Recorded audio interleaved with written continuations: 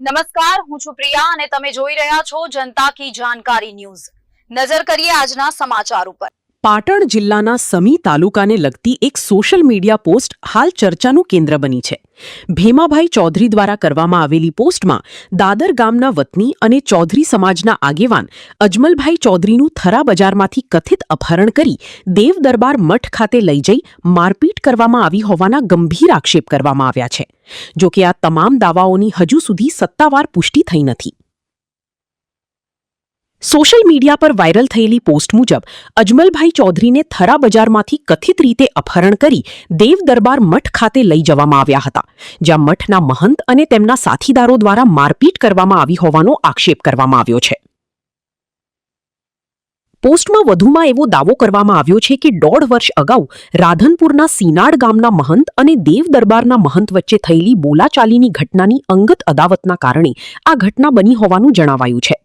ભેમાભાઈ ચૌધરીએ સમગ્ર મામલે નિષ્પક્ષ તપાસ કરીને જવાબદારો સામે કાયદેસરની કાર્યવાહી કરવામાં આવે તેમજ પોલીસ ફરિયાદ નોંધવામાં આવે તેવી માંગ કરી છે।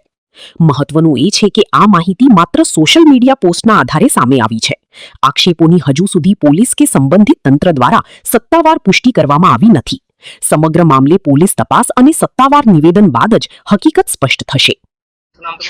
મારું નામ ચૌધરી અજમલભાઈ પાનાભાઈ। શું ઘટના હતી આખી સાહેબ, હું દાદર ગામથી મડલા ગામે બેસણા માટે ગયેલો અને ત્યાંથી મારા છોકરાનો ફોન આવેલો અને એ ફોન લઈને, અરે ભાઈ ફોન આવેલો બીજવારો લેતા આવજો, એટલે વરસાદ થયેલો તો હું બીજવારો બિયારણ લેવા માટે થરા ગામે આવેલો અને થરા હું જેલો તો ત્યાં આગળ હું બીજવારો લઈને નીકળેલો।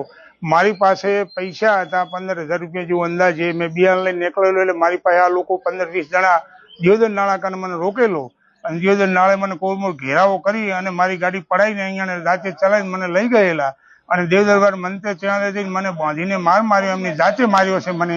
અને મારી પાસેથી જે લીધી લૂંટ બૂટ બધું લઈ લીધેલું છે 15,000 રૂપિયા મારી પાસેથી।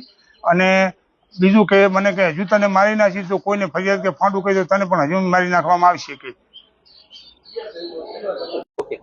હું ભેમાભાઈ ચૌધરી સોશિયલ મીડિયામાં 2 દિવસથી એક વિડીયો જોયો।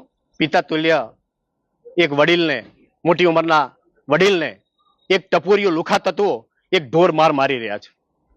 આ બનાવને મેં જાણવાનો પ્રયત્ન કર્યો તો જે મારવામાં આવી રહ્યા છે વ્યક્તિ સમી તાલુકાના દાદર ગામના વતની છે, ચૌધરી સમાજના આગેવાન છે। આજથી 1.5 વર્ષ પહેલા ચૌધરી સમાજનું આસ્થાનું કેન્દ્ર એવું સનાડ ગામની અંદર એક આશ્રમ આવેલો છે। તહાના મહંત અને દેવ દરબાર ગઢના મહંત વચ્ચે ગામોને લઈને ક્યાંક આ બાબતમાં બોલાચાલી થયેલી।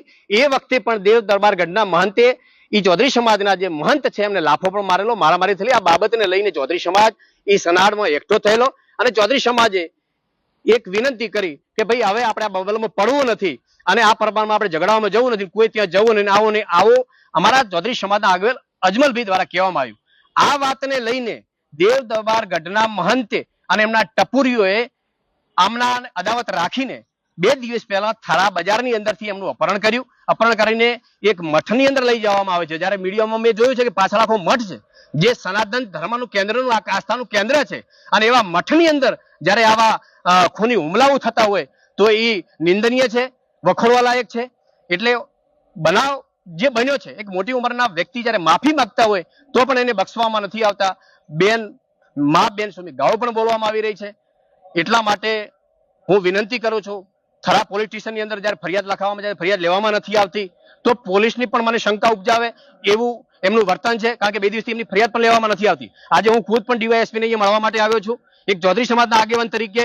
જ્યારે કોઈ પણ આવી ઘટના ઘટતી હોય ગુજરાતની અંદર ખુલ્લેઆમ હમણાંથી આ બધા બનાવો બન્યા છે, પોલીસ ખૂબ કામગીરી કરે છે, એમના વરઘોડા કાઢે છે, વરઘોડા કાઢ્યા પછી પણ આવા બનાવો વધી રહ્યા છે। તો આવા બનાવો ન વધે અને આવા ગુનેગારોને તાત્કાલિક કડક સજા થાય એ માટે હું એસપી સાહેબ બનાસકાંઠાના ડીવાયએસપીને અને થરા પોલીસ સ્ટેશનના પીઆઈને પણ વિનંતી કરું છું કે આવા ગુનેગારો સામે તાત્કાલિક ફરિયાદ નોંધી અને કાયદેસરની કાર્યવાહી કરવામાં આવે।